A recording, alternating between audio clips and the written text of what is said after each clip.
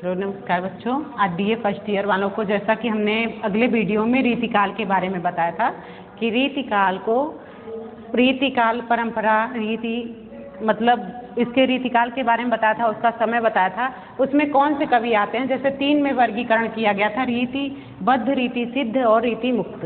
और ये है रीति सिद्ध कवि बिहारी के बारे में आज बताएंगे, जो आपके सिलेबस में है बिहारी। और इनका जन्म, बिहारी का जन्म संवत 1652 ग्वालियर में हुआ। कहा जाता है कि ये इनके जो पिताजी थे ओरछा नरेश के यहाँ इनको ले गए बचपन में। बाल्यकाल की शिक्षा इनकी वहीं पे हुई थी। फिर इनके गुरु थे हरिदास, आगे की शिक्षा उन्होंने की। फिर इसके बाद ये वहीं रहने लगे। शाहजहाँ इनके यहाँ आते हैं और प्रसन्न होकर इनकी रचनाओं पर, इनके बारे में, फिर वहाँ से ये आगरा लेके आते हैं।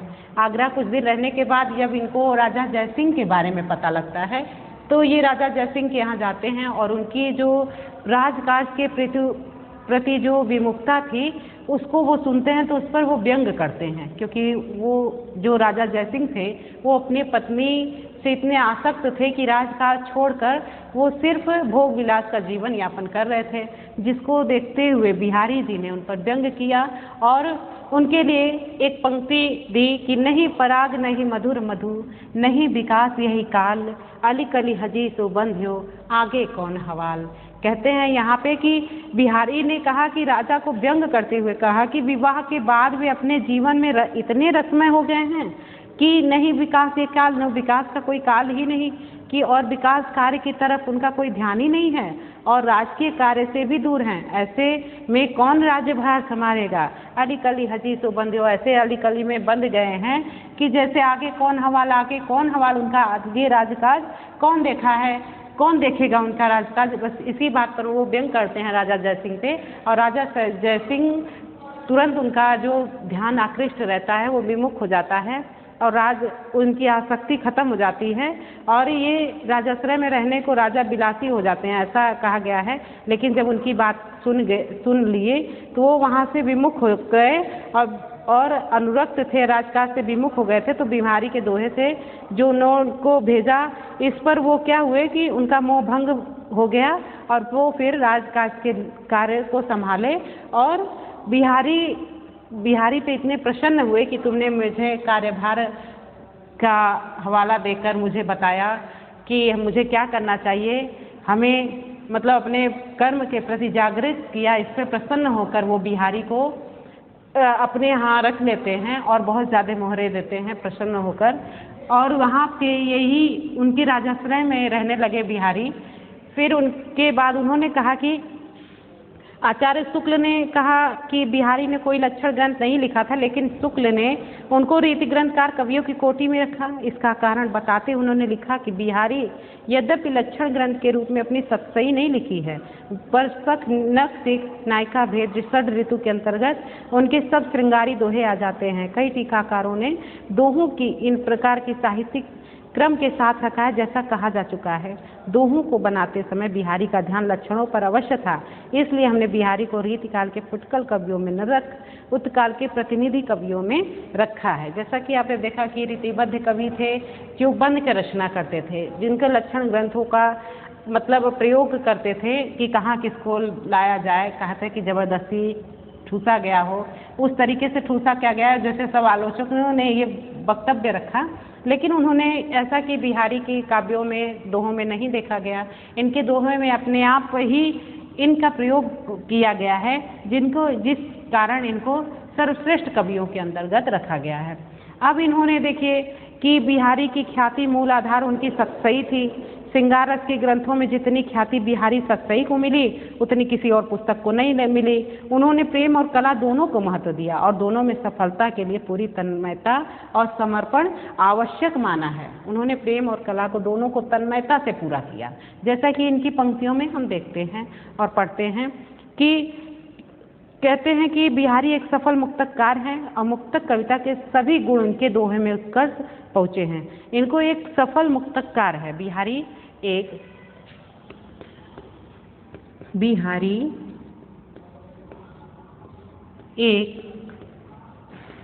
सफल मुक्तककार हैं, सफल मुक्तककार हैं, जैसा कि इनकी रचनाओं में देखा गया है कि बिहारी एक सफल मुक्तककार हैं। ऐसा कवियों ने कि मुक्तक कविता के सभी गुण उनके दोहे में उत्कर्ष लिए हुए हैं। उनके बारे में एक दोहा बहुत प्रसिद्ध है, जैसे सत सैया के दोहरे जो नावक के तीर। आप अक्सर सुने होंगे, बचपन से ही आपके सिलेबस में भी रहा होगा कि सत सैया के दोहरे जो नावक के तीर, देखन में छोटन लगे घाव करे गंभीर।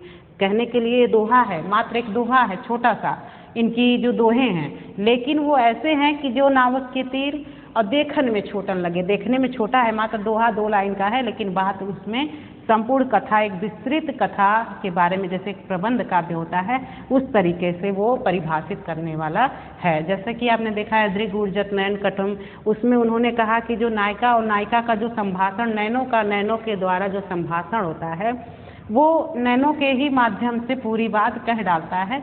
ऐसा उनकी कुछ पंक्तियों में आप देखा गया है कि मुक्तक काव्य के विषय में आचार्य शुक्ल ने लिखा कि मुक्तक में प्रबंध के समान रस की धारा नहीं बहती, जिसमें कथा प्रसंग की परिस्थिति में अपने को भुला हुआ पाठक मग्न हो जाता है और हृदय में एक स्थायी भाव ग्रहण करता है।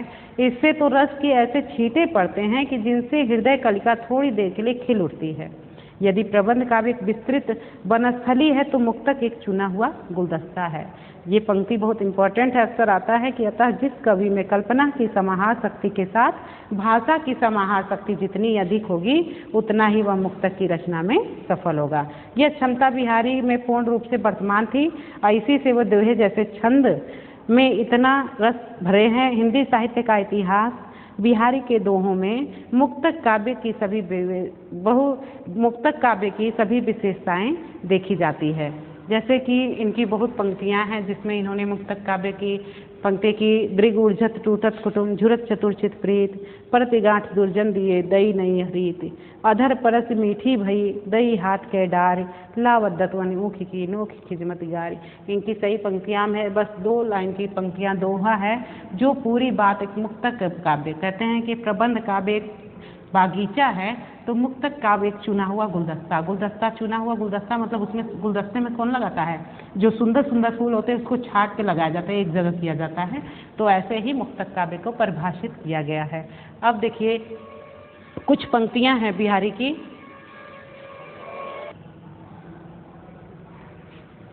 देखिए इसके बाद है कि बिहारी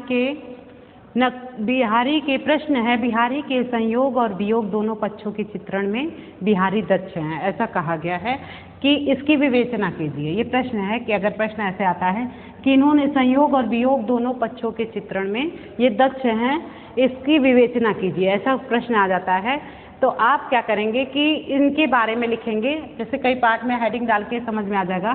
संयोग श्रृंगार, संयोग मतलब आप जानते हैं श्रृंगार जो होता है उसका 2 पार्ट होता है, एक संयोग दूसरा वियोग। संयोग और वियोग इसमें दिया है संयोग श्रृंगार। इन्होंने संयोग श्रृंगार का जो वर्णन किया है इसमें कि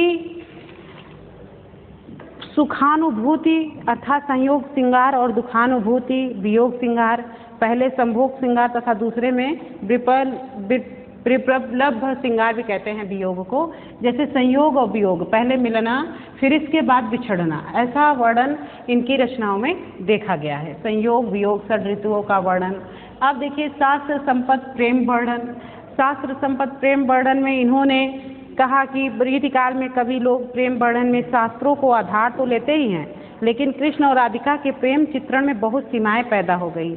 प्रेम का विस्तृत रूप वहाँ नहीं मिलता है, पास पड़ोस की सौत तक की उनकी कविता की सीमा थी। प्रेम के संयोग पक्ष में कवि लोग अधिकतर आलंबन के रूप का वर्णन और हृदय में पड़ने वाले उसके प्रभाव का ही वर्णन करते देखे जाते हैं। नाना प्रकार के हास्य विनोद और क्रीड़ाओं का समावेश भी रहता है। जहाँ तक कि बिहारी का प्रश्न है तो उन्होंने थोड़ा बहुत सबका वर्णन किया है। उद्दीपन के लिए प्रयोग किए गए प्रकृति चित्रणों का माध्यम बिहारी ने भी अपनाया है। वियोग पक्ष में बिहारी ने इस ओर ध्यान नहीं दिया। नक्सिक वर्णन में संयोग पक्ष का भी बोध होता है। कुछ सीमा तक बिहारी ने यह भी पाया जाता है कि इस प्रकार बिहारी सब प्रकार के संयोग वर्णन में आ जाते हैं। देखिए शास्त्र सम्मत प्रेम वर्णन इन्होंने किया और संयोग वियोग का भी वर्णन किया है। प्रेमी और प्रेयसी की नोकझोंक, आप अक्सर देखते हैं प्रेमी और प्रेयसी की नोक झोंक का वर्णन सबसे ज़्यादा बिहारी की रचनाओं में आपने देखा है, जिसमें कि जो प्रेमी होता है, प्रेम में प्रेमियों को अपने प्रिय के सताने में आनंद का अनुभव होता है। ऐसा देखा जाता है कि उनके चित्त में स्थित वासना के कारण उसे कष्ट में भी सुख मिलता है। बिहारी में अधिक तो नहीं, लेकिन कुछ उदाहरण इस प्रकार के अवश्य मिल जाते हैं।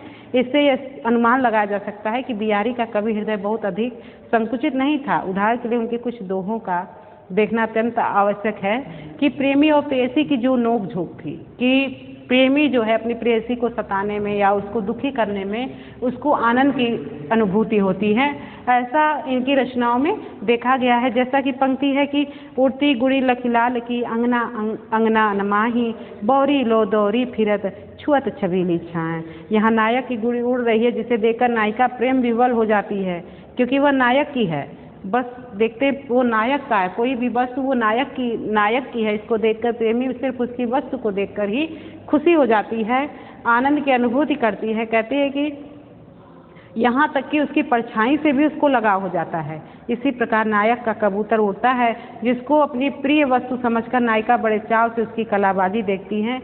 यहाँ अत्यंत संभोग और संयोग पक्ष का वर्णन है। आप अक्सर देखते हैं नायिका और नायक का वर्णन कि इसमें संयोग श्रृंगार का प्रेमी और प्रेयसी की नोक झोंक बिहारी की रचनाओं में देखा गया है। अब है प्रेम के दुष्कर मार्ग। प्रेम के दुष्कर मार्ग में इन्होंने कहा कि नायक और नायिका देव दर्शन के लिए जा रहे हैं और रास्ते में एक भाग साफ है और एक कंकरीला है, लेकिन जो प्रेमी है वो अपने कंकरीले मार्ग पे चलता है और जिसको देखकर प्रेयसी जो है सी की आवाज़ निकालती है, जिसको सुनकर प्रेमी को अच्छा लगता है। इसीलिए प्रेम के दुष्कर मार्ग का वर्णन बिहारी के दोहों में देखा गया है। अब है प्रेमी और नायिका का संबंध। इसमें भी बिहारी कहते हैं कि भक्ति के क्षेत्र में जिस प्रकार उपास्य और उपासक का संबंध होता है, प्रेम के संबंध में वैसा ही प्रिय और प्रेमी का भी होता है। नायिका प्रेम में इतनी मग्न हो जाती है कि वह स्वयं नायक समझकर अपने ही ऊपर रिझ जाती है। जैसे आपने भक्तिकाल में देखा कि ईश्वर का और भक्त का जैसा युगल हो जाता है, प्रेम हो जाता है, संबंध हो जाता है, वैसा ही प्रेमी और नायिका का भी संबंध हो जाता है कि वो सिर्फ नायक की परछाई से ही या फिर अपने आप को उसका रोल इतना उनके प्रेम में मग्न हो जाती है कि वो अपने आप को नायक ही समझ जाती है और अपने ही बातों से अपने ऊपर रिझ जाती है। अब है गोपिकाओं को रिझाने वाले तत्व। जैसा कि बिहारी की रचनाओं में देखा गया है कि गोपिकाओं के रिझाने चीर हरण, गोपिकाओं द्वारा कृष्ण स्त्री बनाना, मट्ठे के लिए नाचने के लिए विवश करना, जैसा कि आपने कृष्ण लीला में बाकी जितना भी कृष्ण का रहस्यात्मक आप देखे हैं, सूर की भी रचनाओं में कृष्ण का है, उसको बिहारी ने मतलब सौंदर्य श्रृंगार का वर्णन करके गोपिकाओं को रिझाने वाले तत्व मतलब ऐसी पंक्तियों का वर्णन किया है कि वो मुरली छिपा लेना आदि ऐसी प्रक्रियाएं क्रीड़ाएं हैं, मुरली चुरा कर रख देती हैं तथा कृष्ण से मात्र बात करके आनंद का अनुभव नहीं करती, बल्कि अनेक प्रकार की आंगिक चेष्टाएं भी करती हैं।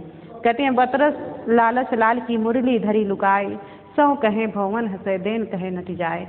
इसमें प्रियतम का प्रतिबिंब देखते हुए नायिका की मग्नावस्था देखिए कि कर मुंदरी की यार सी प्रतिबिंबित जो पाई, पीठ दिए निर्धक लखे इकटक डीठ लगाई। इसमें देखिए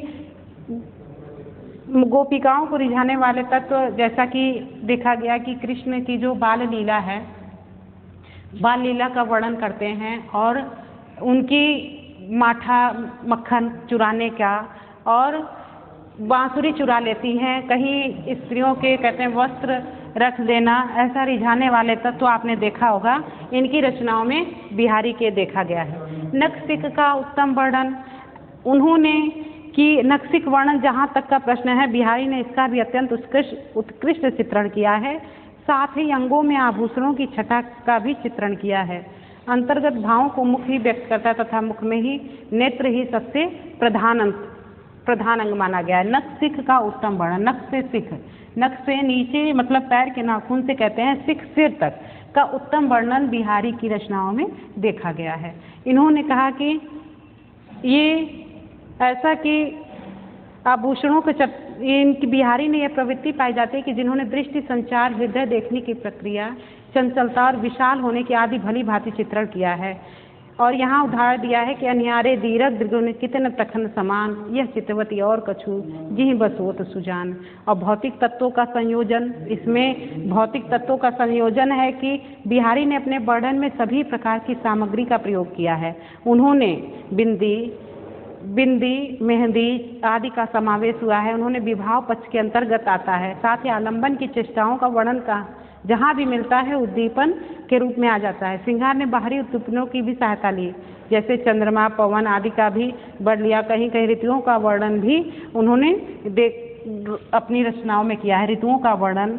और भौतिक तत्वों का जैसे बिंदी और मेहंदी का, विरह का मार्मिक वर्णन भी इनकी रचनाओं में है कि विरह के प्रभाव से बिहारी की नायिका इतनी दुर्बल हो गई है कि उसके आसपास की सखियां उसे पहचान नहीं पाती। यह तो स्वाभाविक वर्णन ही कहा जाएगा। लेकिन जब बिहारी यह कहते हैं इतावत चल जात उत चली छसातक हाथ, चली हिंडोरे से रहे लगी उपासन उसास। देखिए इसमें जब आप इनकी रचनाएं पढ़ेंगे कि वो इतनी विरह से इतनी सूख गई है कि उसको पता ही नहीं चलता, वो पहचान में नहीं आती, उसकी सखियां भी उन्हें पहचान नहीं पाती। ऐसा ही आप बिहारी की रचनाओं में वर्णन देखा गया है कि इस स्थिति में विरह जनित दुर्बलता स्वाभाविक नहीं लगती, क्योंकि मात्र सांस के आवागमन के प्रभाव से नायिका 6-7 हाथ आगे पीछे आती जाती है। हास्यास्पद लगता है। बिहारी के इस प्रकार के वर्णन में बाहरी प्रभाव की झलक दिखाई देती है। विरह में परितप्त नायिका के संबंध में बिहारी की ऐसी ही उक्तियां हैं। आप देखिए बिहारी का ऐसा वर्णन इस रचनाओं में कहा गया कि बिहारी के संयोग और वियोग दोनों पक्षों के चित्रण में बिहारी दक्ष हैं, जैसा कि इनकी विशेषताओं से प्रविष्टियों से लगता है।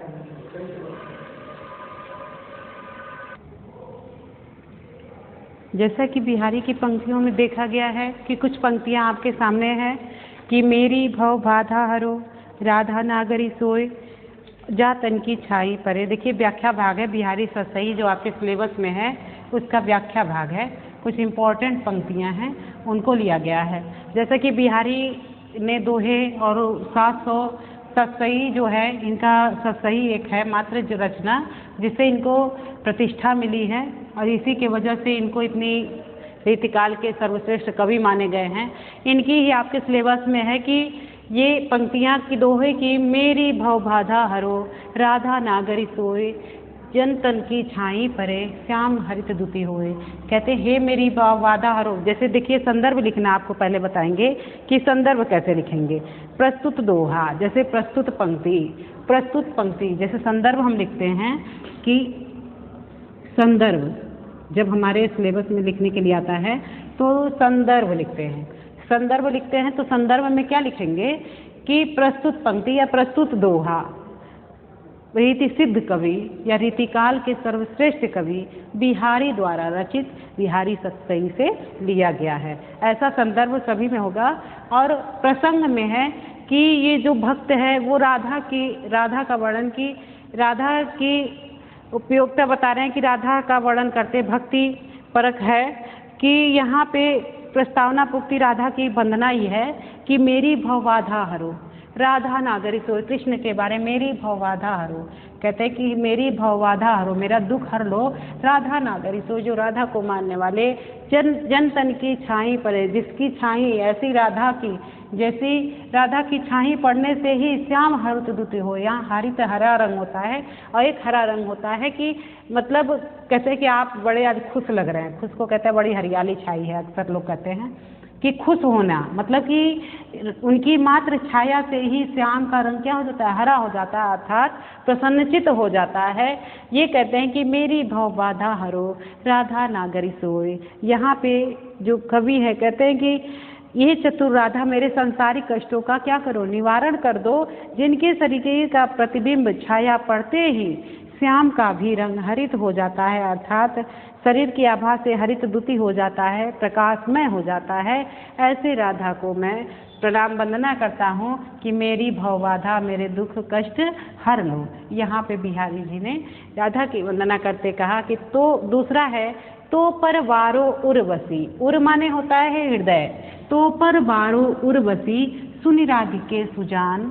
तो मोहन के उर्वशी है उर्वशी समान। देखिए, एक उर माने होता है हृदय, एक हृदय में बसने वाला, एक हृदय में बसने वाला, उर में वास करने वाला, और दूसरा उर्वशी। उर्वशी उर्वशी मतलब उर में हृदय में बसना, एक उर पे हृदय में माला जो हृदय पे विराजमान होता है उसके की।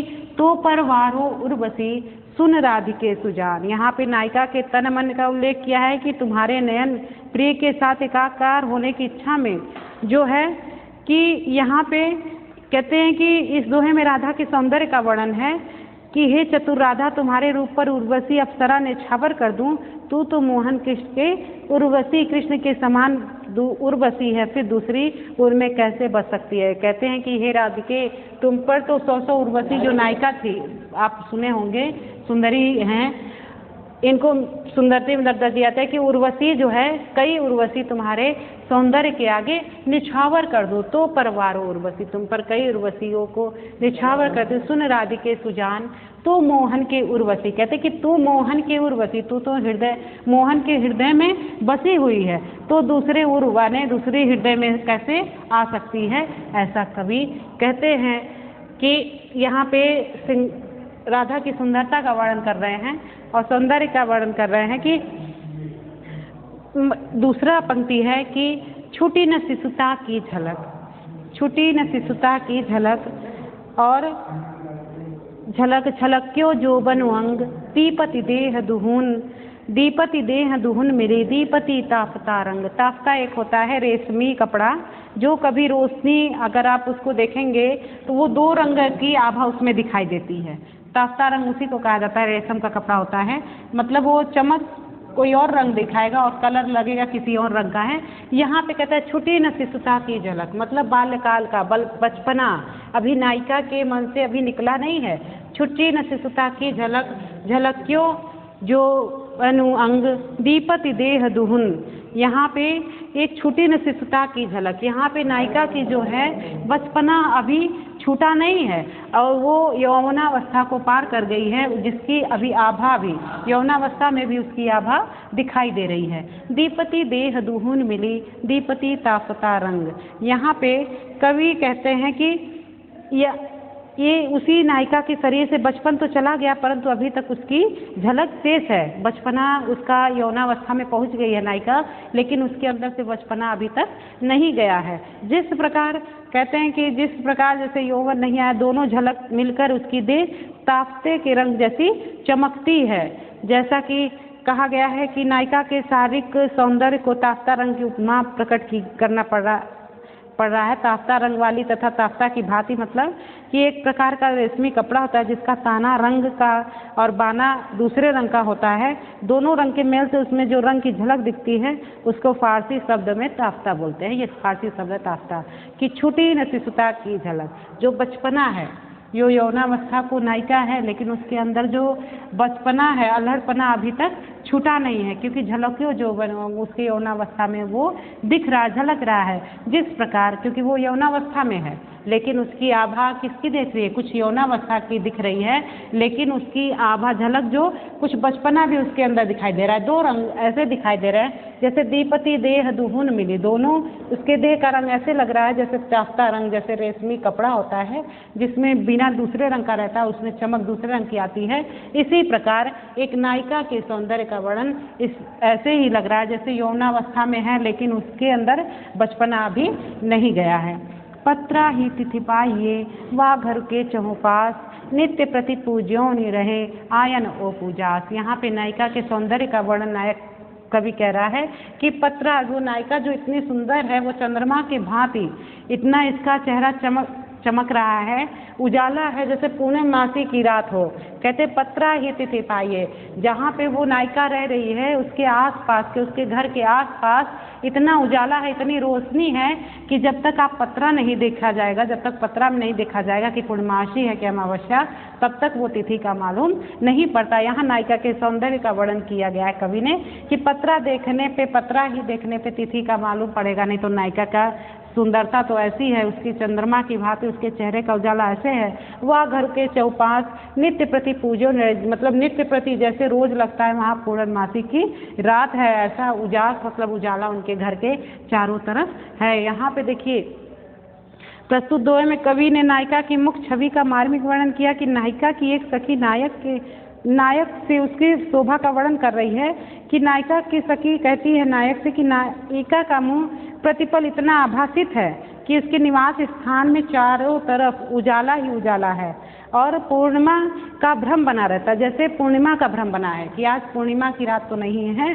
जैसे उन कहते कि वो उसका मुख चंद्र पूर्णमासी के चंद्रमा की तरह सदैव आभा बिखेरता है, जिसके कारण तिथि ज्ञान बिना पंचांग के नहीं हो पाता, क्योंकि तिथि ज्ञान के दो माध्यम होते हैं, चंद्रमा का पंचांग और नायिका के चंद्रमों की आभा। वहाँ सदैव पूर्णमासी ही बनाए रखते हैं, इसलिए तिथि निर्धारण के लिए पंचांग का सहारा लेना स्वाभाविक है। यहाँ पे यही कहता है कि पत्रा ही तिथि पाइए, पत्रा से ही तिथि का मालूम पड़ेगा, नहीं तो नायिका का तो चंद्रमुख जो है इतना उजाला है उसका, उसके घर के आसपास जैसे पूर्णमासी की रात नित्य प्रति पूर्णमासी की रात रहे। और यहाँ पे भ्रम बना हुआ है कि जब तक पत्रा नहीं देखा जाएगा तब तक तिथि का मालूम नहीं पड़ेगा। अब है या अनुरागी चित्त की गति समझे नहीं कोई, जो जो बूढ़े श्याम रंग त्यों त्यों उज्जवल होई। यहाँ पे कहते हैं कि कवि की या अनुरागी चित्त की, कहते हैं कि प्रस्तुत दोहे बिहारवी का भक्तिपरक ये दोहा है कि इसमें समझ नहीं पाया कि प्रेम में डूबे हुए हृदय की ये विशेषता होती है कि यह जितना ही श्याम अर्थात कृष्ण के प्रेम में जितना ही अनुरागी चित्त की, ये अनुरागी प्रेम चित्त की है, गति समझे नहीं कोई, इसकी कोई गति नहीं समझता। जो जो बूढ़े श्याम रंग, जितना ही श्याम में डूबता है बूढ़ता है, त्यों त्यों उज्जवल हो, जितना ही ईश्वर के समीप जाता है या तो जितना ही उनके प्रेम में जितना ही प्रेम में समाहित होता है उतना ही क्या होता है, उज्जवल होता है, निखरता जाता है। कहते हैं यह अनुरागी चित्त की, इस अनुरागी प्रेम के चित्त का वर्णन नहीं किया जा सकता। कहते हैं कि जो जो बूढ़े श्याम रंग, जैसे इतना ही कृष्ण के प्रेम में डूबता जाएगा उतना ही वो उज्जवल और निखरता जाएगा। अब देखिए आगे है कि जप माला छापे तिलक शरण एको काम, मन काचे नाचे वृथा साचे राचे राम। यहाँ पे कवि कहते हैं कि जपमाला मतलब बाह्यडंबर पर भक्ति परक व्यंग्य किया है। जैसा कि आपने बाह्यडंबर पर विरोध हरि कवि का देखे हैं, सभी कवियों ने, कबीर ने भी देखा, कबीर ने भी बाह्यडंबर पे किया है कि यहाँ पे बिहारी ने किया है कि जपमाला छापे तिलक, कि जप माला छापे तिलक सरे ने एको काम, मन काचे नाचे वृथा, कि मन तो वृथा में ही, जपमाला तत्व मुद्रा से बनाया गया एक निशान और तिलक इत्यादि होता है, जिसका मन कच्चा है वो व्यर्थ ही नाचता रहता है। भगवान राम तो सच्चे लोग से प्रसन्न होते हैं। जपमाला छापे तिलक, जपमाला और छापे तिलक से ये काम नहीं होता, पूजा पाठ नहीं होता ईश्वर पे। जब आपका मन ही कच्चा है तो व्यर्थ ही इधर व्यर्थ ही घूमते हो। कहते जिसके साचे राचे राम, जिसके तो राम ही रखवाली करने वाले हैं। जैसा कि बाह्यडंबर पे आप कबीर की पंक्ति देखते हैं कि उन्होंने भी बहुत पंक्तियाँ लिखी हैं बाह्यडंबर पे, कच्चा बिल्कुल विरोध करते थे कि ये बाह्यडंबर जो है इसके बहुत आज के जो नवयुवक हैं, आज की युवा पीढ़ी है वो बाह्यडंबर पे उतना ध्यान नहीं देती, दिखावा नहीं देती है। लेकिन आप देखे हैं कि ईश्वर भक्ति काल में भी देखेंगे कि ईश्वर भी बाह्यडंबर को, जो ईश्वर के समीप है, प्रेम को जानता है। कहते हैं कि प्रेम ही सब कुछ है, बाकी दिखावा कुछ नहीं, नहीं तो वृथा। ये मन कांचा है और तो नाचे वृथा, वो झूठ ही में नाच रहा है इधर उधर, उसका मन तो कच्चा है। कहते हैं कि जिसके भगवान राम तो सच्चे लोगों से ही प्रसन्न होते हैं, जिसका मन सच्चा होता है उस पर ही ईश्वर प्रसन्न होते हैं। यहाँ विशेष में कांचे नाचे साचे राचे, ये विशेष प्रकार का ध्वन्यात्मक सौंदर्य है। यहाँ अनुप्रास तथा परिसंख्या अलंकार है, वचन अनुभाव शांत रस की निष्पत्ति है, जैसा कि देखा गया है। अब इनकी कई पंक्तियाँ हैं जिसमें इन्होंने श्रृंगार का वर्णन किया गया है। देखिए अगली पंक्ति है कि निसी अंधियारी नील पटु, पहिरी चहली पिय गेह, कहो दुराई क्यों दुरे, दीप सिखासी दे। देखिए इनकी पंक्ति में निसी अंधियारी, अंधियारी रात है और उस समय कृष्णा विसारिका जो कृष्ण से प्रेम करती है नायिका, उसी का वर्णन किया गया है कि जो नायिका नीला वस्त्र धारण कर प्रियतम के घर उससे मिलने जा रही है, लेकिन दीपिका की भांति वो अपने प्रियतम से मिलने जा रही है कि कोई हमें कहीं देख न ले। निसी अंधियारी नील पटु पहिरी चली पियगी, मतलब नील सी अंधियारी, एक तो अंधियारी रात और उसमें वो नीले रंग का वस्त्र पहन रही थी और प्रियतम से मिलने के जाती, प्रियतम के घर मिलने के लिए जाती है कि कोई कहीं हमें देख न ले, लेकिन कहो दुराई क्यों दुए दीप सिखा सीजे। दीप सिखा मतलब एक चमकती हुई एक दीपक की भांति जो उसकी देह है वो छुपाए नहीं छिपती। कहती दीपशिखा की भांति सुंदरता से चमकती हुई देह भला नीले वस्त्र में छिपाने से किस प्रकार से सकती है। यहाँ नायिका की सुंदरता का वर्णन किया गया है कि निसी अंधियारी, वो निसी अंधियारी रात में अपने प्रियतम से मिलने के लिए नीले वस्त्र धारण कर उसके घर गृह को जाती है, लेकिन क्या कहीं उसका सुंदरता नीले वस्त्र पहनने से उसकी सुंदरता नहीं छिप जाती। जो दीपशिखा के समान उज्ज्वल है वो छिपाने से छिपती नहीं है और वो दिखने लगती है। यहाँ पे कवि कहता है कि सुंदरता चमकती देह भला नीले वस्त्र में छिपाने से कैसे छिप सकती है। नायिका भेद के क्रम में यहाँ पर की अभिसारिका नायिका का चित्रण है जो नक्सिक वर्णन के क्रम में गात वर्णन किया गया है। और फिर है औंधाई सिसी सुलखी बिरह वरण विललात बीच ही सूखी गुलाब गो छीटो छुई नगात। यहाँ पे औंधाई सिसी एक बिरह से व्याकुल एक नायिका का वर्णन किया गया है कि वो नायिका विरहावस्था का वर्णन यहाँ किया गया है। कवि कह रहे हैं कि औंधाई सिसी सुलखी, जब नायिका की जो सखी है वो उसको नायिका को जलते हुए विरह में जलते हुए देखते वो सीसी जो होती है गुलाब की सीसी होती है, गुलाब जल औंधा देती है। कहती है कि नायिका को विरह की अग्नि में जलते हुए देखकर उसी किसी शुभचिंतक सखी ने उसके ऊपर सिर पर पूरी की पूरी गुलाब जल की सीसी उलट दी, लेकिन वह गुलाब जल विरहाग्नि की अधिकता के कारण बीच में ही क्या हो जाता है, सूख जाता है। बीच ही सूखी गुलाब गो छीटो छुई नगात, उसका एक भी छीटा उसके ऊपर नहीं गया, वो बीच में ही सूख गया और शरीर पर एक भी छटा नहीं आया। कि वियोग की दसों दशाओं का वर्णन किया गया। वियोग की व्याकुलता बताई गई है कि विरह इतनी मतलब व्याकुल है, इतना ज़्यादा विरह था कि जिसकी विरह में वो अंधाई सीसी गुलाब जल की जो सीसी रहती है वो बीच में ही उसका एक भी छीटा उसके ऊपर नहीं पड़ता, बीच में ही क्या होती है, सूख जाती है। यहाँ पे विरह का बहुत मार्मिक वर्णन किया गया है।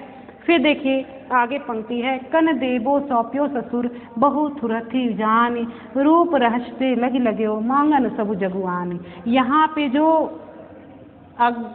कवि कहना चाहता है कि जो एक बहू होती है, एक ससुर जो मांगने वाले होते हैं भिक्षा देने के लिए, बहू उनकी छोटी जिसके हाथ वो छोटे थुर हथी मतलब छोटे हाथों वाले छोटे हथेली वाली बहू जानकर अपने बहू से भिक्षा दिलवाता है कि अगर मेरी बहू अपने हाथों से छोटे छोटे हाथों से देगी तो भिक्षा कम देगी। लेकिन यहाँ पे क्या होता है, कन देवो सौंप्यो ससुर, ससुर जो है उसके सौंप देते हैं कि बहू थुर हथी जानी मतलब उसके छोटे हथेलियों को जानकर उसको सौंप देते हैं कि वो दक्षिणा जो देगी वो क्या करेगी, उसके छोटे हाथों से कम जाएगा। लेकिन यहाँ पे ठीक उल्टा होता है कि रूप रहचते लगी लगे हो, लेकिन उसकी सुंदरता उसकी बहू के बारे में जान करके या बहू के देने से मांगन सब जगुआन, लेकिन मांगने वालों की संख्या क्या हो जाती है, बहुत हो जाती है। तो बात तो वही पड़ी, इनका तो वैसे भी जा रहा है, लेकिन इन्होंने तो बहू को इसलिए रखा कि उसके हाथ छोटे हैं तो वो भिक्षा कम देगी। लेकिन यहाँ उल्टा हो गया कि उसके रूप के बारे में, उसके रूप को देखने के लिए उस कई लोग मांगन में मतलब मांगने वालों की संख्या बढ़ जाती है। यहाँ देखिए है, यहाँ इन्होंने कहा कि कवि कि यहाँ हास्यपरक ढंग से नायिका के रूप सौंदर्य का वर्णन किया गया है। हास्यपरक रचना है कि यहाँ कवि बिहारी ने अपनी नई नवेली दुल्हन को आते हुए, कोई व्यक्ति जो ससुर है वो अपनी नई नवेली दुल्हन को छोटे हाथ से जानकर भिक्षा देने के लिए आग्रह करता है कि हमारा मतलब यहाँ उसका तात्पर्य यही था कि हमारा कम अनाज खर्च होगा। लेकिन उसको बहू को जानते हुए कि बहू भिक्षा दे रही, मांगने वालों की संख्या क्या हो जाती है, बढ़ जाती है।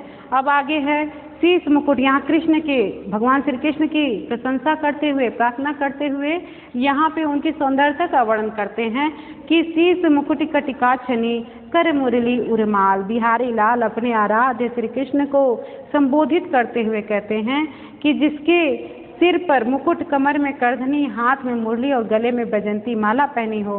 हे भगवान श्री कृष्ण, आप इसी रूप को और इसी भोसा में मेरे मन में हमेशा बसे रहें। यहाँ पे बिहारी जी कहते हैं कि शीश मुकुट कटिका छनी, कि जिसके सिर पर, कृष्ण के बारे में, कि जिसके सिर पर मुकुट हो, कमर में करधनी हो और हाथ में क्या हो, कर माने हाथ, मुरली, जिनके हाथ में मुरली हो और बैजंती माला और हृदय पर विराजमान हो, ऐसे ही बानक मोह मन बसो, यही रूप मेरे मन में बस गया है। और ऐसा ही कहते हैं बिहारी लाल की, ऐसा ही मेरे मन में जो रूप बसा हुआ है, हे श्री कृष्ण, ऐसे ही मेरे मन में सदैव निवास करो, इसी रूप इसी वेशभूषा में मेरे मन में निवास करो। जैसे कि रीति काल में आप देखा गया है कि वेशभूषा पर, अंतर मन से ज़्यादा नहीं, वेशभूषा पे ज़्यादातर ध्यान दिया गया है।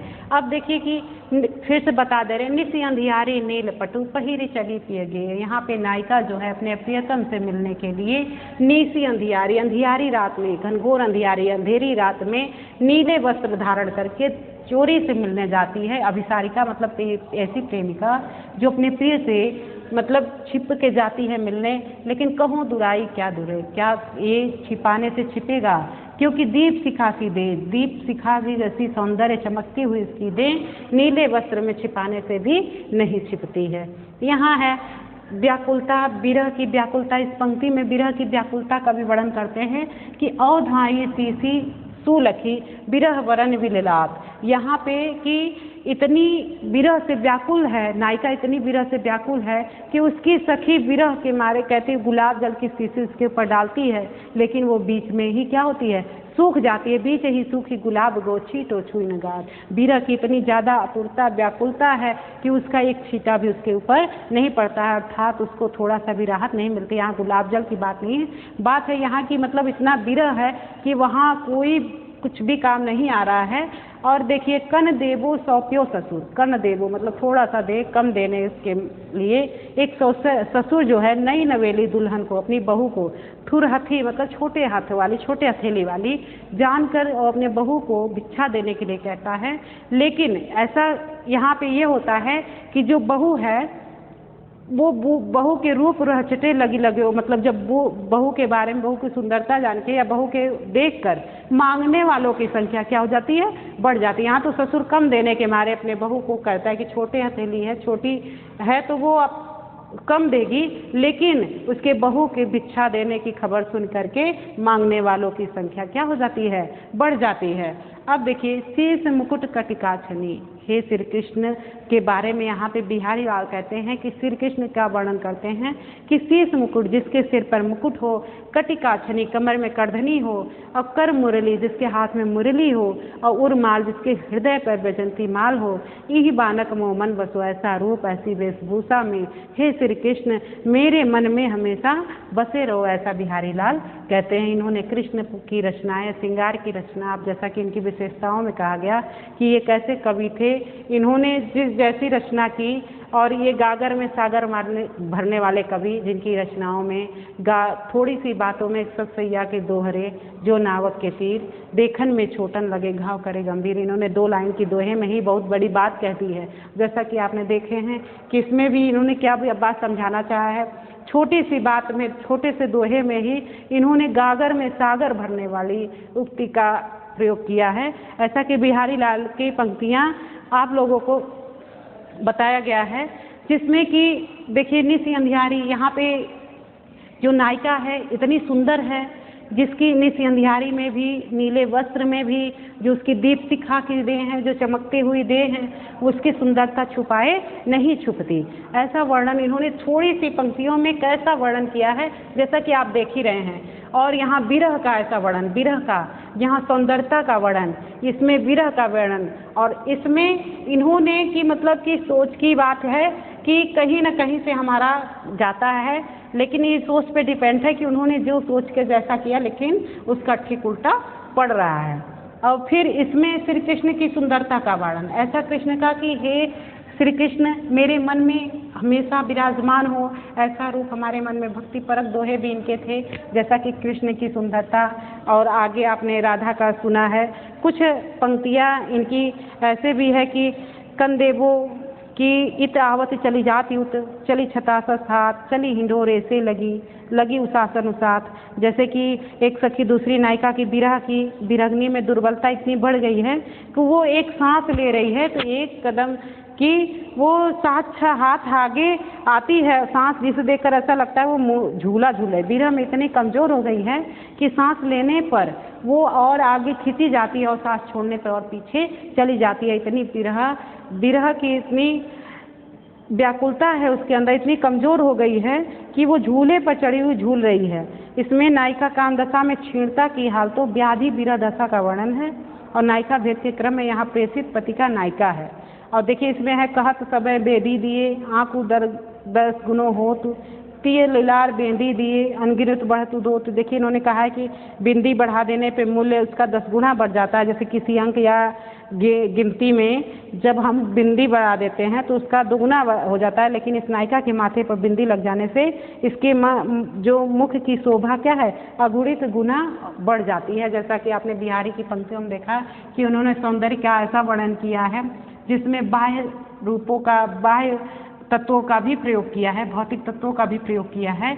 इसी में उन्होंने देखिए चंद्रमा की सुंदरता और कहा कि जैसे बिंदी लगने से किसी अंक के पीछे लगने से उसका महत्व बढ़ जाता है, वैसे ही नायिका भी बिंदी माथे पे बिंदी लगाने से उसकी सुंदरता का बढ़ जाता है, सुंदरता उसकी बढ़ जाती है। ऐसा बिहारी के रचनाओं में